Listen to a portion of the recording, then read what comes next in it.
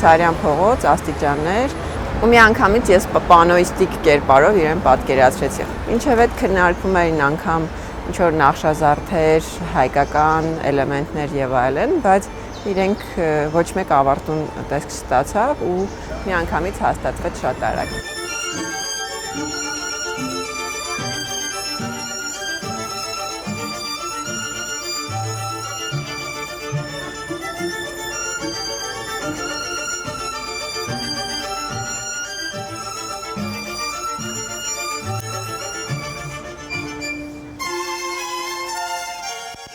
1923 թվականին, երբ Սարյանը ստեղծեց իր այս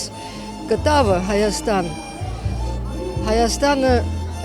դեռ հեռու էր այն գեղեցիկ Հայաստանից, որը մենք սկսեցինք տեսնել նրա շնորհիվ։ Այսօր մենք Սարյանի աչքերով ենք դիտում Հայաստանը, տեսնելով մեր գեղեցիկ բնապատկերները, կենդանի մեր աչքի առաջ հառնում են։ Ես շատ ուրախ եմ, որ մեր գործընկերները համաձայնվեցին այս պրոյեկտը մեր հետ միասին անել, համագործակցությունը մասնավոր եւ համայնքային իշխանություններ անում ենք մեր քաղաքի, մեր երևանցիների ու մեր տուրիստների, որոնք որ արդեն գալիս են, նկարվում են, ժամանակ են անցկացնում, նստում են, վայելում են